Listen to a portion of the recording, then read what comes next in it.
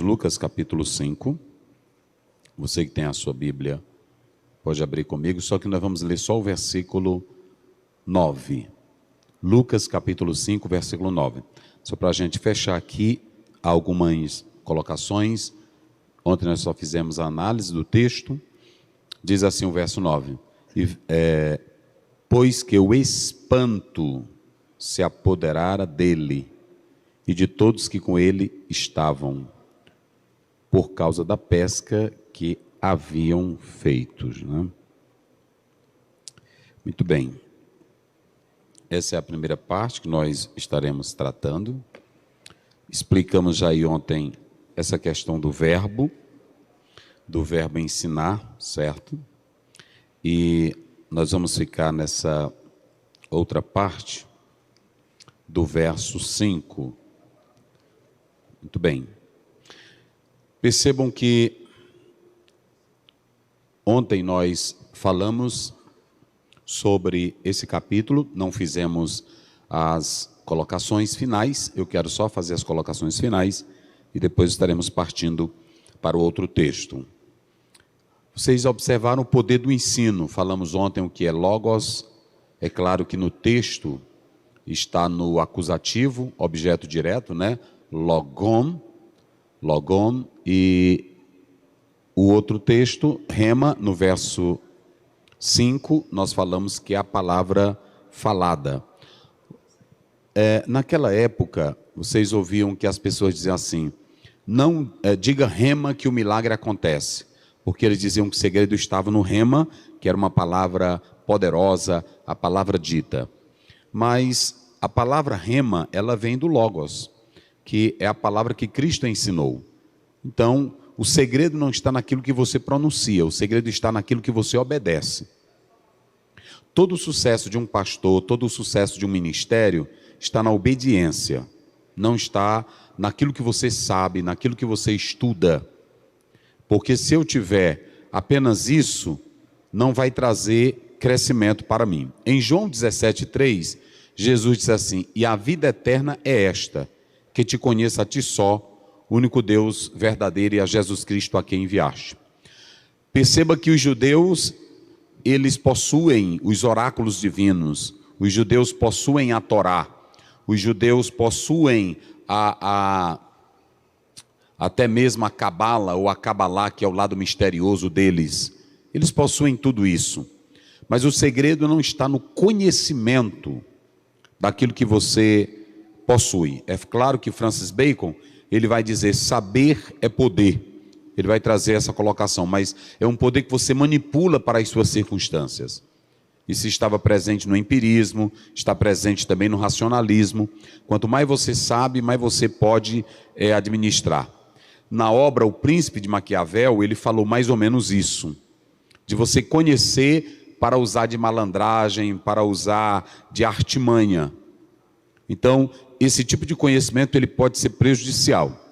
Agora, o conhecimento de Cristo, quando Pedro diz na sua segunda carta, 3,18, crescei na graça e no conhecimento, ali é o conhecimento espiritual. Quando a Bíblia diz, os filhos de Eli não conheciam ao Senhor, eles conheciam toda a tradição judaica, eles conheciam o que a lei falava, mas eles não conheciam ao ponto de terem relacionamento com Deus. Por isso que o próprio Senhor Jesus Cristo, quando ele diz em Mateus 7, ele diz, Senhor, ele deixou bem claro, quando você pode observar, ele explica, mas no teu nome expulsamos demônio, mas no teu nome, aí Jesus disse, eu não vos conheço. Ou seja, o fato de você possuir conhecimento para manipular as coisas de Deus, não é a garantia de que Deus está com você. Não é. Então, é muito importante que cada pastor saiba disso. Em João 4, Jesus diz assim, a salvação vem dos judeus, porque Jesus vem do judaísmo.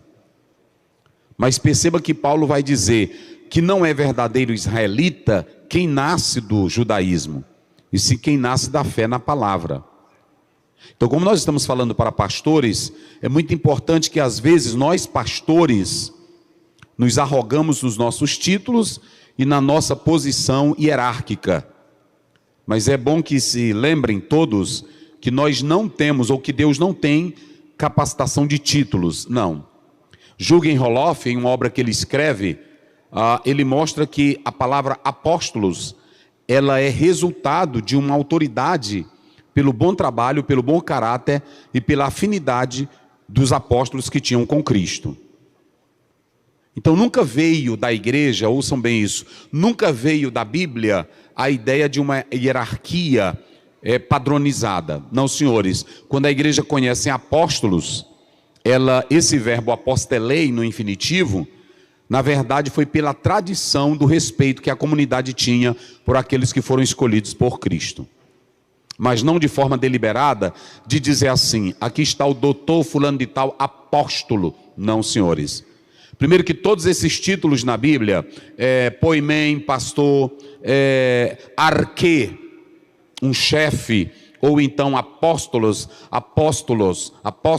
apostelem, nada desses títulos, eles foram hierarquizados. A Igreja Católica, no final já do segundo século, ela tinha bispos em cidades grandiosas, e cada bispo de uma cidade grandiosa, que tinha um conhecimento teológico, ele se achava uma pessoa importante.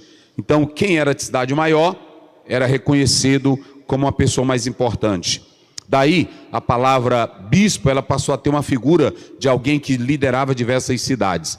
Quando Paulo diz a Tito 1,5, eis que eu te deixei em Creta para colocar as coisas em ordem. E quando você vai para Filipenses 1:1, Paulo diz assim, na igreja de Filipos havia bispos e diáconos. Então, você tem episcopos e você tem diáconos. Episcopos é um título que quer dizer apenas vigia.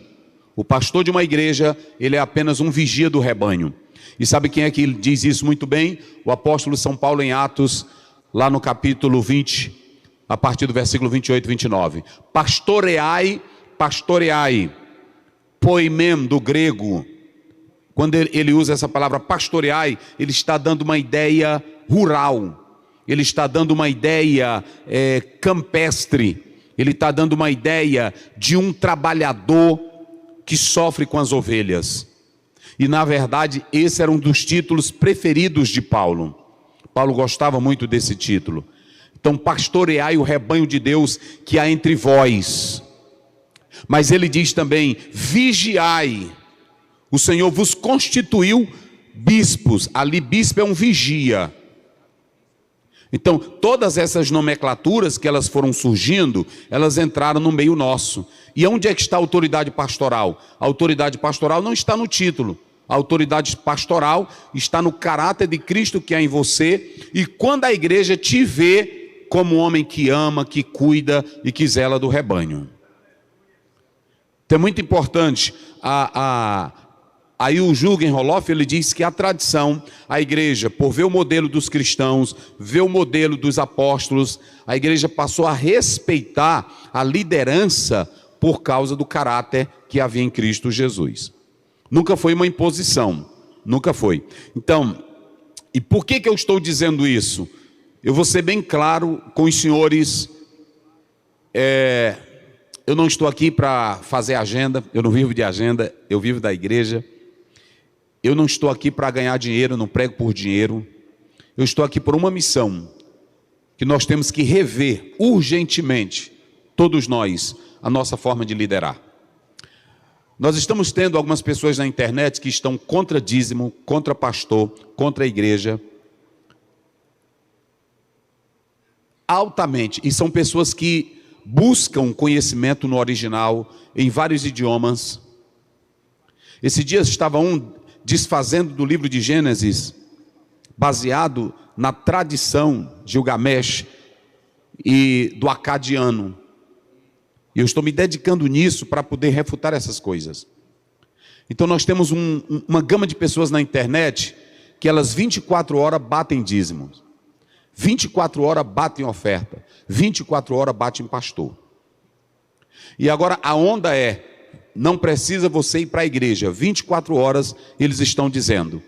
E sabe qual é o maior problema nisso? As pessoas estão crendo no que eles estão dizendo. E sabe qual é o maior problema? Como é que nós vamos superar isso? Por isso que eu achei muito interessante quando o pastor colocou aqui o amor pelas vidas além do chamado do dever. Como é que eu vou conseguir, como pastor, sustentar uma comunidade acima de todas essas crendices e todos esses ataques? Quando eu fui agora na Europa e eu estive conversando com uma pessoa de lá o governo ele estava abrindo portas para 200 e tantas igrejas, porque as igrejas daqui não, mas a de lá, elas são sustentadas oficialmente. E vários templos fechados e o governo precisando de tantos pastores para essas igrejas. E ninguém quer, com salário, com casa, com tudo, mas ninguém quer. E essa fé, eu não vou citar aqui o nome porque é gravado, mas essa fé da igreja, que foi de uma igreja, de um dos grandes avivalistas de lá, hoje ela apoia o casamento contrário. Tudo que esse homem ensinou, essa igreja tradicional da fé e desse avivamento, ela aprova o casamento contrário. Então, o que nós estamos fazendo e como é que nós vamos fazer para manter essas pessoas na igreja? Antigamente, cada pastor que está aqui, a sua luta era contra o pecado. Se mais explorando tudo, se chegasse, você tinha aí simplesmente uma igreja, tinha de um lado a igreja católica e lá longe uma igreja adventista. Hoje nós temos igrejas que elas aceitam pessoas de todo jeito, de toda maneira e de toda situação.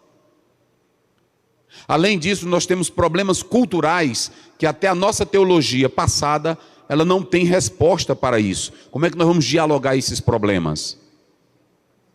Por exemplo, eu como pastor, qual é a minha linguagem, qual é o meu tratamento para com o homossexual, para com uma lésbica? Eu como pastor em pleno século 21, como eu vou olhar essa cultura que está atingindo o nosso meio? Então são perguntas cruciais. E aí vem o mais interessante que nós, a proposta aqui, é que você não vai mais segurar membros por causa do seu título pastoral. Pode tirar isso da sua mente. Você não vai segurar membros por causa do seu conhecimento teológico, que é importante, não vai. E qual é a saída, pastor Aziel? Percebam que eu falei aqui o poder do ensino. Não há coisa mais forte para um líder, para uma igreja, fortalecer seus membros pelo poder do ensino. Se você colocar o ensino da palavra, eu estou falando de ensinar. Priorize a mensagem expositiva no seu púlpito. Priorize a mensagem expositiva constantemente. Não se preocupe, o poder da palavra gera um milagre. Gera um milagre. Então dê ênfase ao ensino, querido pastor. O pastor ele é um médico. Há um teólogo que fala muito bem isso. O pastor ele é um médico, o pastor é um oftalmologista, o pastor é o psicólogo da igreja. Mas você só vai sarar bem se você ensinar a sua igreja. E aqui observem bem o texto, que qual é a primeira coisa, a primeira lição desse texto? A primeira lição desse texto é que a qualidade de um discípulo, para ele ter amor pelas vidas além do dever, ele tem que ser formado pelo ensino da palavra. Ninguém cria amor no coração, a não ser o próprio Senhor Jesus Cristo. É muito importante que você saiba disso aqui. Amor é uma decisão. E para que os crentes, na verdade, ou o líder, ele tenha um amor pelas vidas, além do chamado, é preciso que ele tenha o ensino da palavra. E observem bem, o amor pelas almas, escuta o que eu vou dizer. Mark Dever, em um livro que ele escreve, ele diz: o amor pelas almas que um pastor deve ter não é o teu amor, é o amor de Cristo. Por quê? Porque Paulo diz em 2 Coríntios 12:15, ele diz assim: eu me deixarei gastar e me gastarei pelas vossas vidas, ainda que eu amando-vos mais e seja menos amado de vocês. Se eu tenho consciência de que Deus me chamou para esse ministério, e eu sou bem feito, eu sou bem resultado, ou seja, eu sou bem reestruturado e definido, eu vou amar não porque eu seja obrigado a amar vocês, mas porque o amor de Deus está em mim. E quando o amor de Deus está em mim, eu amo a igreja, ainda que ela me odeie, eu amo ela. Quem glorifica a Deus? O que tem de líder que diz assim: essa igreja me persegue demais, essa igreja eu não aguento ela, eu estou estressado, eu preciso é de rede. Você precisa aprender a amar. Não é de rede. Há um teólogo que ele diz algo muito interessante, eu vou dizer para vocês aqui hoje. Me mostre uma coisa, vocês, quando Moisés saiu com a congregação, libertando ela da escravidão, a congregação todinha amou Moisés? Não, me ajude a pregar. Amou Moisés? Amou Moisés? E quem se levantou contra o próprio Moisés, que era pastor da congregação de Israel? Não foi gente de longe, quem foi? Hein? Quem eram os irmãos? Vamos lá, Miriam e quem? Então quem primeiro vai se levantar contra ti é o teu próprio vice-presidente.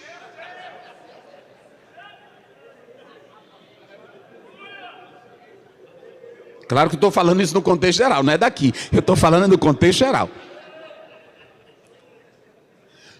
Escute o que eu vou dizer aqui. Quem vai começar, ouçam bem, quem vai começar a ser contra ti, não é quem está de longe. É quem está de onde? Olhe para cá, me diga quem é que encabeça uma reação contra você. É quem está perto de você. Quem primeiro te denuncia é a tua mulher, sim ou não? Depois da tua mulher é a tua funcionária de dentro de casa, sim ou não? Quem mais te denuncia é o diácono que anda contigo. É ele quem vê você falar, é ele quem te escuta no telefone, é o motorista do teu carro. Não adianta a gente ir para longe, não. Quem mais falava de Jesus eram os próprios discípulos dele. Quando a mulher quebrou um perfume, está lá em João 12, quebrou um perfume na cabeça de Jesus, quem foi que começou a murmurar primeiro? Não, a gente diz que é só Judas. A ênfase, quem começou foi Judas, mas Judas triscou em João aí, João. E cadê o apóstolo do amor que nem ele teve coragem de bater em Judas? E olha para cá, pastores. Quando começarem a bater em você, só tem uma pessoa que vai te amar, é a tua mulher. Até aquele amigo que você confiava nele, quando você trisca nele, ele diz: rapaz, você está vendo? Senhor, mas o senhor tem tido algumas coisinhas que a gente... Eu estou mentindo? Eu nasci dentro de igreja, irmão. Tudo isso eu vi, tudo isso já até aconteceu também comigo. Um dia eu entrei num problema, não vou citar nome porque é filmado, eu entrei num problema sério, mas sério causado pelos outros. Eu administrando, eu botei pesado numa pessoa, e aí quando alguém disse assim: pastor, estão fazendo aí um abaixo-assinado contra você. Aí eu disse: contra mim? O que eu fiz? Tem hora que você fica sem saber: meu Deus, o que eu fiz? Aí pronto. Aí o pastor foi lá onde eu, um veterano, aí disse assim: pastor, fulano de tal, ele esteve lá na minha casa e está levantando porque você... Eu disse: mas o que eu fiz? Eu roubei dinheiro da igreja? Não. Eu peguei mulher? Também não. Eu estou vendendo maconha? Ele disse: não. Eu estou devendo a algum comerciante? Não. O que é? Me diga aí, pastor, o veterano. Ele disse: não, algumas palavras suas têm ferido. Aí eu disse: eu já sei, foi aquele fulano de tal que você apresentou. Aí eu me virei para dois companheiros e disse assim: pastor, diga para ele aí que não é verdade. Eles fizeram assim. Falaram nada. Olha para cá, deixa eu dizer uma coisa. Entre no ministério definido, sabendo que você foi chamado, e aqui você vai ter traíra, aqui você vai ter falso, aqui você vai ter pessoas que não vão te amar, aqui você tem que saber que nem todos vão gostar de você. Agora faça como Paulo: eu não estou me importando, eu amo porque o amor de Deus está no meu coração. Não se adoeça com isso. A Bíblia diz lá em 1 João, quando você lê o próprio texto da palavra de Deus, olha, a Bíblia diz assim: nós amamos a Deus porque Ele nos amou primeiro. E eu tive um professor de grego, para mim uma das maiores autoridades de grego no Brasil, ainda vivo, ele mora aqui em Brasília hoje. Ele era dos Estados Unidos, mas ele não quis viver a vida final dele lá. Inclusive ele lançou um texto agora defendendo o texto. Ele criou o próprio... Ele descobriu a família dentro da família dos manuscritos, a família 35, e ele lançou agora. Depois vocês podem ver lá, eu fiz uma live com ele. Para mim, a maior autoridade de grego vivo no Brasil é ele. Para mim, pastor Aziel. Ele diz uma coisa interessante. Se vocês analisarem, ouçam bem o que eu vou dizer aqui. Ele dizia que João não tinha papa na língua. Porque João diz assim: aquele que diz que ama a Deus e aborrece ao seu irmão é o quê? É mentiroso, e nele não está o amor de Deus. Como é que ele diz que ama a Deus, que nunca viu, e ama, e não ama o seu irmão que viu?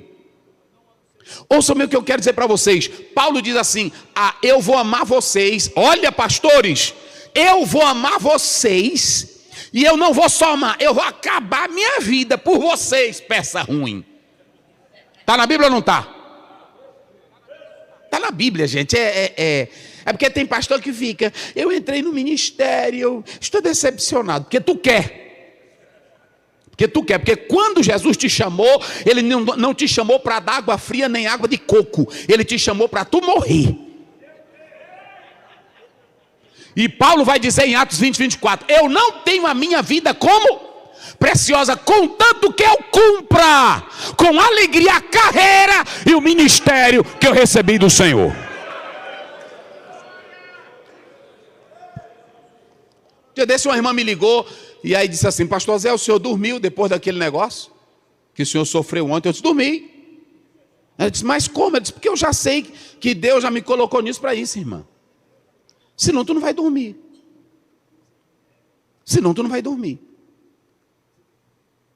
E aqui é o mais importante, o que eu vou dizer para vocês. Porque o amor pelas vidas, além do dever, é só se vier de Deus para você. Olhe para cá, Marcos 12, 30, 31. Jesus disse assim, quando o homem perguntou: qual é o maior mandamento? Ele falou de 2. Amarás o Senhor teu Deus de todo o teu. Vamos lá, me ajude. De todo o teu, de toda a tua alma, de toda a tua força, de todo o teu entende. Esse é o primeiro. E o segundo? Vamos, me ajude. E o segundo? Amarás o próximo como a ti. Aí quando você vai para 21, de João, basta você ler esse texto, 15 a 17, Jesus chega e confronta Pedro 3 vezes. Ele vai usar agapás, e depois ele vai usar phileo. Ele usa 2 vezes agapás. Tu me amas. Esse é eu te amo. Primeira vez, tu me ama, eu te amo. Apacenta. Não foi assim? Ele não manda primeiro tu amar o irmão. Ele manda primeiro tu amar o quê? Vamos. Ele manda primeiro amar quem? Ele. Tu me amas. Ele diz: tu sabe que eu te amo. Amor ágape. Tu me amas. Ele diz: tu sabe que eu te amo. Tu me amas. Aí ele não usa mais, na terceira vez, ele não usa mais agapás ou agape. Essa é a expressão correta. Agape. Por que ele não usou agape na terceira? Ele disse assim: tu tens amizade comigo, rapaz? Porque amor é construído na amizade. E se tu tens amizade com Jesus, o crente aqui pode falar de ti, o irmão ali pode falar de ti, o fulano de tal pode falar de ti. Mas como o amor pelo que tu tem pelo crente não é primeiro gerado no crente, é gerado nele, tu não está nem se importando.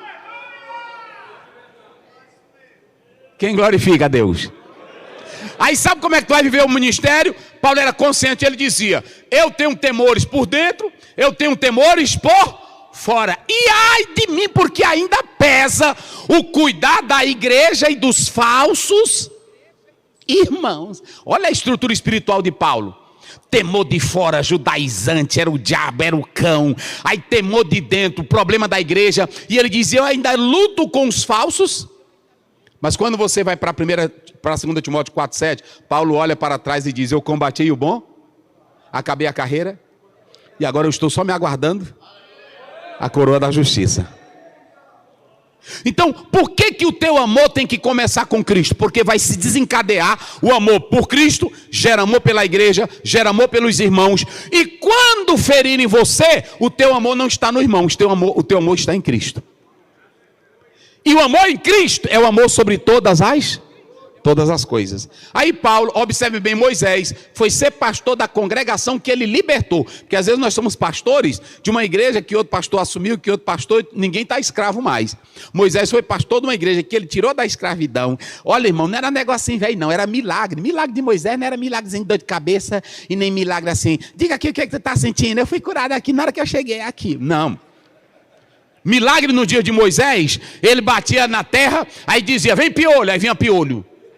Vem rã, aí vinha rã. Nilo se torna em sangue, aí o Nilo se tornava em sangue. O milagre de Moisés é ele jogar uma vara e a bicha virar um crocodilo e sair correndo. Lá a ideia do hebraico é um crocodilo, alguns traduziram como serpente, mas pode ser serpente. Aí a bichona correndo, aí pronto, e o faraó olhando, e o crocodilozão, e aí para todo lado. Aí o Moisés no meio das autoridades pegou aqui no rabo, não é assim? Isso é uma coisa inteligente, porque sempre quem quer dominar a serpente tem que pegar perto da cabeça para ela não picar. E aí Deus ainda complica o nosso ministério. Já observaram como é para pastor? Deus piorou tudo para nós. Porque pastor tem que pegar aqui no gogozinho para ela não picar. E ele manda pegar na cauda. A cauda ela te pica toda hora. Mas Deus mandou para lá. Mas sabe por que ele manda tu pegar na cauda? Tu pegares na cauda, olha para cá. É porque na autoridade de Deus, quem te protege é Ele. Não acabou a conversa. Um dia uma irmã chegou para mim e disse assim, porque meu pai, eu chegava lá, meu pai era muito preocupado no ministério, muito preocupado. E teve muita coisa que eu herdei dele. Eu não queria isso não. Mas quando eu chegava lá, ele dizia assim, rapaz, ontem à noite eu sonhei com um monte de maribondo atrás de mim. Aí eu dizia, e o que é isso, pai? É crente. Eu disse, rapaz, ele disse, é crente. E aí eu vou te dizer, pode se preparar, que vai ter fuxico. Pois, rapaz, era do jeito que ele dizia. E eu fui pegando isso. Aí eu disse, não, eu não vou herdar isso aqui do pai, não. Para mim me preocupar assim, não. Eu não vou herdar isso, não. Aí eu cheguei, uma irmã chegou para mim e disse, pastor, ontem à noite eu sonhei um monte de cobra atrás do senhor. Aí eu fui para casa e disse, meu Deus, um monte de cobra. Aí depois veio logo na minha mente, Lucas 11, lá pelo 19, né? Eis que eu vos dou poder para pisar o quê? Eu te dou poder para tu pegar pela cauda. Se tu ficares com medo do teu problema, o teu ministério vai ficar doente. Tu não vai sorrir.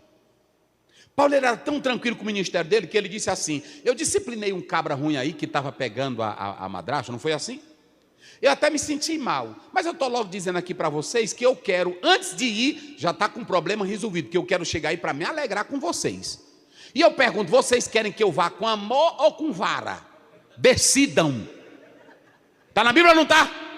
Aí os irmãos disseram, não Paulo, aqui já resolveu, o bicho velho já se reconciliou. Eu disse, então eu vou no amor. Acabou essa conversa. Então qual é o teu estilo de ministério, pastor? Olhe para cá, se vocês analisarem, o amor, ele tem que vir de Deus para o teu coração. Porque a Bíblia diz, Romanos 8, 5, 8, mas Deus dá prova do seu amor para com, em que Cristo morreu. Pronto, lá vai. A congregação nos dias de Moisés, ele trabalhou perfeitamente nela? Ele teve sucesso com ela? Não, ele trabalhou sempre com problema. E o problema pior é que a própria congregação, nem ela, deixou Moisés entrar na terra prometida. A segunda congregação de Josué teve problema. A terceira, dos juízes, teve problema. Samuel, a congregação chegou e disse para Samuel, tu presta, mas teus 2 filhos não valem nada, nós não queremos mais você. Pronto, me diga uma igreja que um pastor trabalha na paz. E se tu pensa que tu é o bambambam, não bota na tua mente. Sinceramente eu louvo a Deus porque a igreja aqui me ama. Ele não te ama coisa nenhuma. Tem alguns crentes que nos amam. Não bota na tua mente. Quando o irmão, na hora que chega, pastor, eu te amo. Eu disse, está certo, meu irmão, ô meu santo, Deus te abençoe. Eita, glória a Deus. Aí minha esposa, e aí? Eu disse, tu vai já ver daqui a um dia. É só assim. Faça seu ministério confiando no amor de Deus e no teu chamado. Não te iluda com essa. Um pastor estava pregando, aí terminou o culto, ele lá nos Estados Unidos, aí ele olhou um jovem todo diferente na igreja, ele foi lá. Bom dia, jovem. Diz, bom dia, pastor. Era de manhã na escola. Eu tenho visto você aqui frequentar meus cultos toda manhã. O que te atrai aqui? É a banda, que é uma orquestra linda? Ele disse, não. Ah, então já não é a banda. É o templo, que tem uma boa acústica, ar-condicionado? Ele disse, também não. Disse, então pronto, se não é a banda, não é o templo, é o meu sermão. Eu já sei, é o sermão que eu prego. Também não. É aquela moça ali que eu estou doidinho para namorar com ela, e até agora ela não me deu sinal. Então às vezes você pensa que você atrai os crentes para a igreja, e não é você. Sabe o que vai nos manter de pé? É o nosso amor pelas vidas. Se tu me amas, apacenta o meu rebanho. Agora deixa eu te dizer uma coisa, só para a gente já caminhar para fechar aqui. Depois que Pedro e os demais apóstolos viram os milagres, viram o ensino, como foi que eles ficaram? No verso que a gente leu, o verso 9, como foi que eles ficaram? Hã? Vamos lá. Como foi que eles ficaram? Hã? Vamos, digam bem forte, eles ficaram como? Vamos lá, assustados. Digo, eles ficaram como? Não, mas bem forte, só quem está na reunião. Assustados. Assustados. Se vocês analisarem essa palavra no original aí, é tambos. Tambos, sabe o que quer dizer? Imóvel. Eles ficaram surpresos. Se você não fica surpreso com o que Deus faz, teu ministério não vai prestar. Obreiro, para o ministério dele prestar, de vez em quando ele tem que estar se assustando. Não é com crente não, é com os mistérios de Deus. Quando Pedro viu as redes cheias de peixe, ele se assustou, e a Bíblia diz, e os outros também. Eu vou só mostrar uma coisa, Deus ele sempre quer que você se espante com os mistérios dele. Lá no capítulo 3, versículo 5, Moisés formado em toda a ciência do Egito. Olha como é que Deus vai assustar ele. Moisés vai chegando e ele diz, ei, para, 3:5, não te chegues para cá. O homem se assustou. O lugar que tu estás é o quê? É terra santa. Deus pegou Daniel, capítulo 7, verso 28, Daniel diz, terminei as visões de Deus, mas elas me espantam. Eita, irmão, Daniel andava, eu sonhei com a cabeça de ouro, eu sonhei com os pés de barro e ferro, eu sonhei com, meu Deus, o que é isso? Eu sonhei, pronto, Deus encheu tanta cabeça de Daniel, de visão, de sonho, que o homem ficou louco. Deus tem que te espantar. Se tu não tiver espanto de Deus, o teu ministério não presta. Quer ver mais? O Paulo era formado na ciência judaica, o Paulo era formado na ciência grega, o Paulo era um homem de uma cultura invejável. Deus disse, eu vou bagunçar a cabeça dele. Só mandou um clarão ao meio-dia. Está lá em Atos 9. Quando mandou o clarão ao meio-dia, ele caiu. E quando ele caiu, ele disse, quem és? Quem está me afrontando? Ele disse, te aquieta que eu sou Jesus, rapaz. Como foi que Paulo ficou? Como foi que Paulo ficou? Cego. Mas ele não ficou só cego, ele ficou manso. Quando Deus disse, Ananias, vai orar por ele. Ele disse, Senhor, tu não conhece a fera? Ele disse, vai lá para tu ver. Quando chegou, a Bíblia diz que ele estava, orando. Obreiro que ora não é bom de briga, não é bom de peixeira. Obreiro que ora é calmo.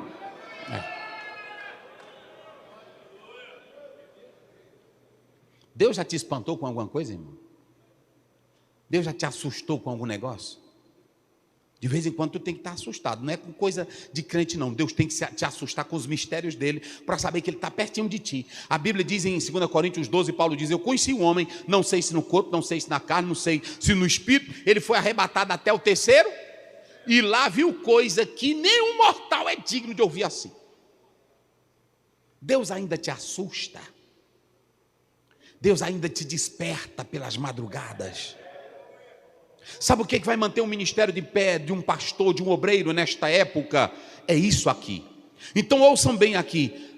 Primeiro, se você quer ter um amor pelas vidas, além do chamado do dever, tem que haver ensino. A segunda coisa dentro aí, você tem que ter consciência de quem chama você. Agora Pedro vai saber quem foi que chamou ele. Ele diz assim: quem me chamou é onde sabe onde tem peixe, lá no fundo das águas. Eita, pastor, você entrar no ministério sabendo que Deus te chamou e que ele te espanta com visões. A Bíblia diz que Deus pegou Daniel, aliás Ezequiel, e meteu tanta coisa em Ezequiel que ele disse: está cheio demais. Ele disse: depois eu vou fazer tu ficar mudo. Como era bom se Deus calasse alguns pastores, para depois Deus mesmo falar. Que às vezes só quem está falando somos nós. Deus não fala. Agora, quando ele te cala, Deus encheu Ezequiel: come, Ezequiel. E ele pá, o rolo. Ele diz: está amargo, engole e cala a tua boca. Depois que ele se cala, aí Deus disse: agora abre a tua boca e fala para o povo. Então sabe qual é o mistério aqui? Observem bem, quem te chamou, você tem que ter consciência de quem é que está te chamando. Não é um ser humano, não é uma pessoa qualquer, é aquele que diz assim: vão pescar e lance a rede ao mar, alto mar. Aí Pedro era experiente, diz: não, nós pescamos à noite e não apanhamos nada. Ele diz: mas podem ir, que vocês vão ver. Quando chega Pedro, que ele vê que foi contrariado pela sua experiência, ele diz: sai daqui, porque agora eu sei quem é o Senhor. Quantos dos pastores estão aqui que realmente sabem que Deus chamou? Eita glória! Oh, aleluia! Sabe o que é que vai manter pastor de pé nesta época de crise? É ele saber que Jesus chamou. Ele me chamou.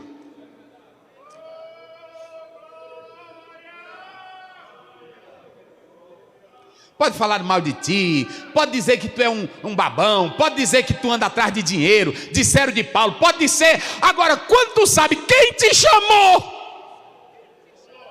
o soberano, o que sabe aonde estão os peixes, o que é santo, pode te matar, pode tentar. Eles estavam matando Estevão. Cala tua boca, Estevão. Aí Estevão diz: eu estou vendo é o céu aberto e o Filho do Homem.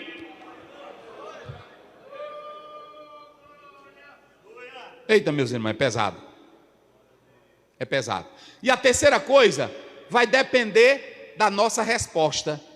O chamado pelas almas, o amor pelas almas, vai depender primeiro do ensino que você recebe. Quer cabra bom na igreja? Ensine ele. Não bota logo ele para ser pastor, não. Manda ele sentar contigo para aprender. O problema nosso é que só a pessoa botou água para mim beber, dá um bom auxiliar isso aí. Não faça isso não. Carrega minhas malas. Aí pronto. Lá tem, filmado aí, lá no Tirirical tem um irmão que na hora que eu entro no carro, ele pega minha mala. Eu disse: me dá minha mala. Ele disse: mas é uma honra para mim levar a sua mala. Eu disse: eu levo. Depois tu anda falando aí, dizendo que eu obrigo tu a levar a mala minha. Me dá. Irmão.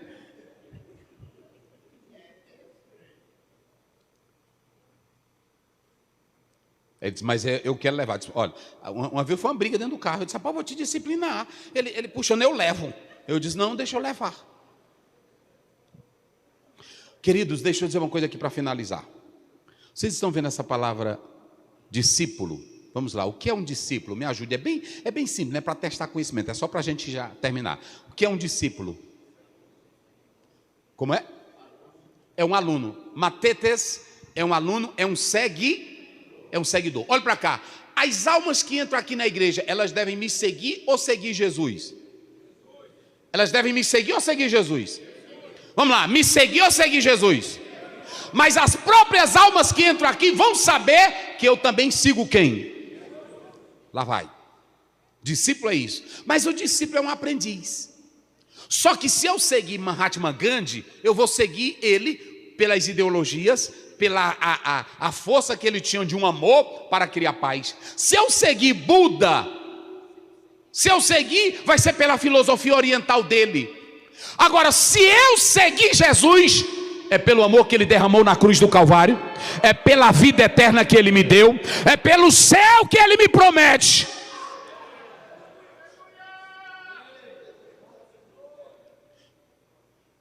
Então, se eu seguir Jesus, vai ser por isso. Agora, deixa eu dar um exemplo aqui. O seguidor influencia ou não influencia? Vamos lá. Discipulado é influenciar. E eu vou dar 2 exemplos aqui, natural e espiritual. O natural é que se o pastor, seu nome? Pastor Saulo, ele está numa cidade, alguém chega para ele, é um novo morador, e diz assim: me diga uma coisa, onde é que fica o banco aqui? Aí ele diz assim: olha, o Banco do Brasil fica na rua tal. A partir daquele momento ele já está influenciando com orientação. Onde é que tem um cabeleireiro aqui que corta bem o cabelo, que ajeita? Ele diz: é ali. Tudo que a gente faz, tem pessoas que só porque ele indicou a escola, indicou o banco, indicou um plano de saúde, ele vive pelo resto da vida naquilo ali. Isso é influenciar. E a gente pode influenciar positivamente ou negativa. Ser discípulo é influenciar. Agora ouçam bem o que eu vou dizer aqui para vocês. Quando Jesus chama nós para sermos discípulos, não é para você fazer nada para ser discípulo. Ele já fez tudo para você ser discípulo. É só você seguir. João 10:11, ele diz assim: o bom pastor dá a vida pelas ovelhas. Quando você chega aqui, a única coisa para ser discípulo dele é fazer o que ele manda, porque ele já fez tudo por você. João 7, 38, 39. Quem crê em mim, como diz as Escrituras. Agora tu entrou aqui, a ideia tua acabou. A tua ideiazinha, teu diálogozinho, teu pensamento. Irmão, eu estou conjecturando. Acabou isso. Aqui a conjectura é dele. Eu estou pensando. Acabou isso. O pensamento aqui é dele. Porque a tua mente agora é a mente dele. 1 Coríntios 2,16. Ah, porque a minha vontade acabou. Tu não tem mais vontade. Mateus 6,10. Venha o teu reino, seja feita a tua... Acabou. Tu, como discípulo dele, quem pensa é ele, quem faz é ele, o modelo é o dele, a vida é a dele, o padrão é o dele, quem diz é ele, quem escolhe é ele, quem manda é ele, quem seleciona é ele, a ordem é dele. Então se acabou. Até pastor. Eu sou pastor. Aí Jesus diz: tu me amas? Amo. Aí Jesus diz assim: olha, até para a tua morte eu vou te dizer que vão te matar. Jesus diz para Pedro: quando tu era mais moço, tu te vestia do jeito que tu queria. Mas vai chegar o dia que os outros vão fazer contigo. E pegaram Pedro, e você sabe como foi a morte dele. Ser discípulo, gente, ouçam bem. Eu vou finalizar dizendo uma coisa para vocês aqui. Tem gente que pensa que fazer discipulado é piquenique. Vocês já viram os piqueniques dos crentes hoje? Tem até pastor que inventa. E eu li tudo isso. Eu já li tudo isso, culto no lar, café no lar, eu já li tudo isso. E por que os grupos menores crescem? Vocês já observaram? Por que os grupos menores crescem? Sabe por quê? É porque numa igreja grande, num templozão grande, com 10 mil pessoas sentadas, 8 mil pessoas, 3 mil pessoas, o pastor prega o sermão, o irmão escuta a palavra, gosta.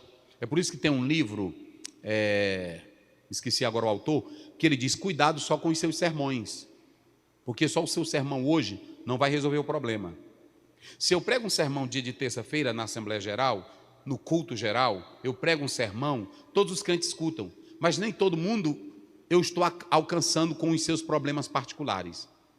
Por que os grupos pequenos funcionam? Porque quando você está num grupo pequeno, lá todo mundo se abre, lá todo mundo conta seus problemas, lá todo mundo chora. Vocês podem observar que quando a igreja começa pequena, é mais fácil dela desenvolver. Igreja grande, toda hora tem problema para tu solucionar, ainda tem mais, ela é difícil de você tratar. Começa com a diretoria. Tudo isso eu sei. No grupinho pequeno, aí você, vem cá, me dá um abraço, não é assim? Aí pronto, conta teu problema. Aí o irmão conta, aí pronto. Não tem Bíblia. É só choro, é só aquele negocinho ali, um abraço, eu te amo. Aí pronto, aí quando termina, bota um café aí, irmão, bota um negócio. É assim. Agora olha para cá, discipulado não é piquenique. Discipulado é morrer.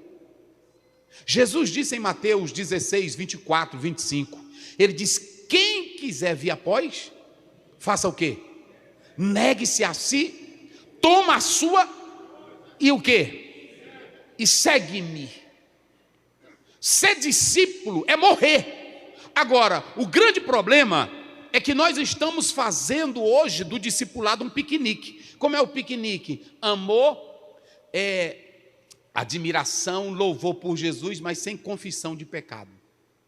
Vocês já observaram que a maioria está pregando, nós temos que ter o amor puro, nós temos que ter o amor de Jesus. Aí o violão fica cortando bonito, e o teclado, aí os irmãos choram, é bonito. Mas amor e perdão e lágrimas sem arrependimento não vale nada. A primeira mensagem de João Batista foi, está lá em Mateus 3:2. A primeira mensagem de Jesus, Mateus 4:17, e a mensagem de Pedro em Atos 2:38, arrependei-vos. Não é piquenique não, meus irmãos.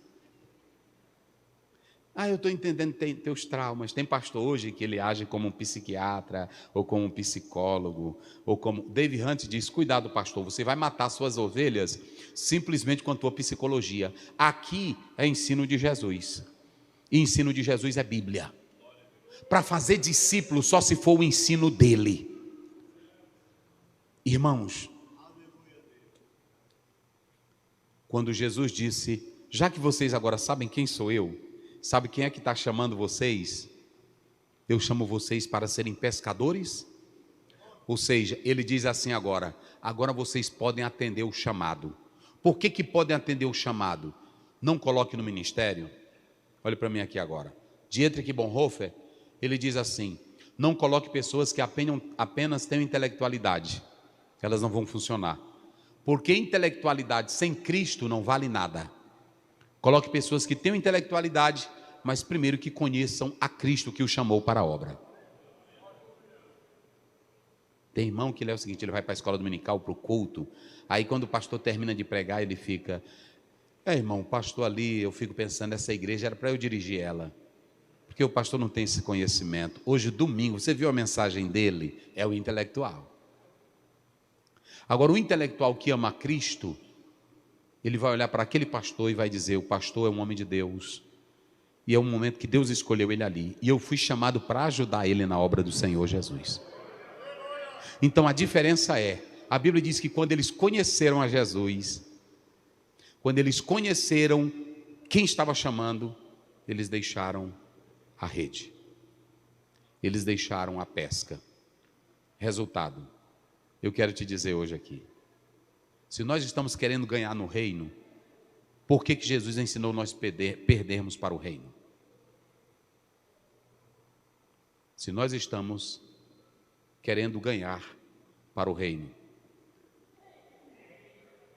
O pastor Estevão dizia, eu temo que um dia alguém pense que eu morri rico por causa do Evangelho. Guarde essa palavra.